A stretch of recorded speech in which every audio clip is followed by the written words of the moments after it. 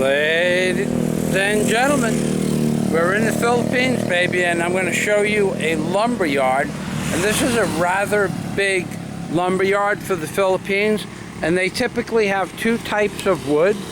One is called Gimelina, and one is called Coco Lumber. Okay, now this is the Gimelina, I believe. Could be wrong.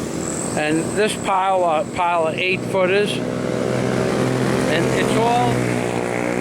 it's all rough-sawn.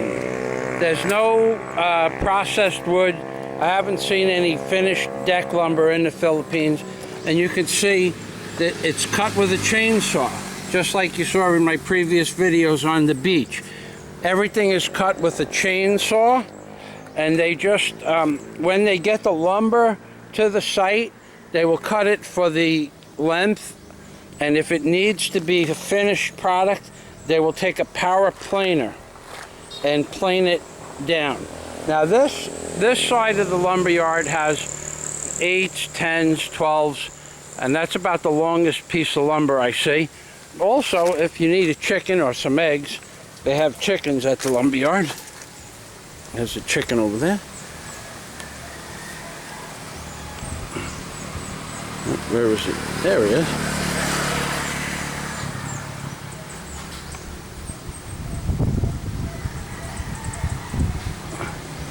There's nothing like a chicken in the lumber yard. Now, these are, I guess these would be 2x5s. They really have different sized lumber here because you could make a 4-inch piece of lumber out of this.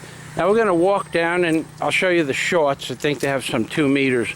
They don't sell it by the foot, and they don't sell it by the meter. They sell it by the board. If it's in really good condition, if it's not bent, I think it's one price. If it's bent and not in so, actually if it's cocked would be the right word. Cocked lumber. And this is the Coco lumber. I'm pretty sure this is Coco lumber. That might have been mahogany for all I know. I don't know much about wood. Joke. Anyway, this is the cheaper lumber, but look at how they stack it. They just throw it on the ground. And if you want it, you buy it and cut it into shorts, or you can plane it down and make scaffolding out of it. They wouldn't plane it down to make scaffolding, but they would. I have seen people make houses out of this, or they make the structure around the house that they can set up their lines, their guidelines. And that material over there, the rounded bundles, that's a type of strip that they put over the lattice, or they make the walls of the house, or the floors of the house rather, out of this material here. Now they take these individual strips and nail them down on very closely spaced joists for the flooring, but they also, when they put this bamboo lattice on the house itself, they use this to hold over the joints and over the nails. And this is some longer stuff. It looks like 14s. And, 4x4s. That's a treat. That was about the smallest piece of timber I would use. 4x4s, 4x6s for my substructure for my deck, 3x10s. And ladies and gentlemen, remember that there's always a banana tree nearby, but you do not pick.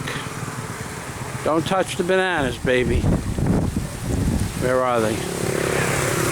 No. Let's see. I can't see them. Well, there's bananas in there somewhere, because we're in a banana tree lumber yard. And this is Rabbi Jew Barker telling you, remember those 3 things that I always talk about. If you're in a banana tree lumber yard and you're next to the Coco lumber, remember those 3 things I always talk about. Remember, if Mr. Obama had a son, the son would look like a Trayvon Martin. That's the number 1. The son would be in hell playing cards with a pedophile priest. That's the number 2. And the son would be dead. Because that's where Trayvon Martin is. Now, And then I want to talk about my friend Nick, who invented the taco rack. And my friend Nick, he invented the taco rack. One time.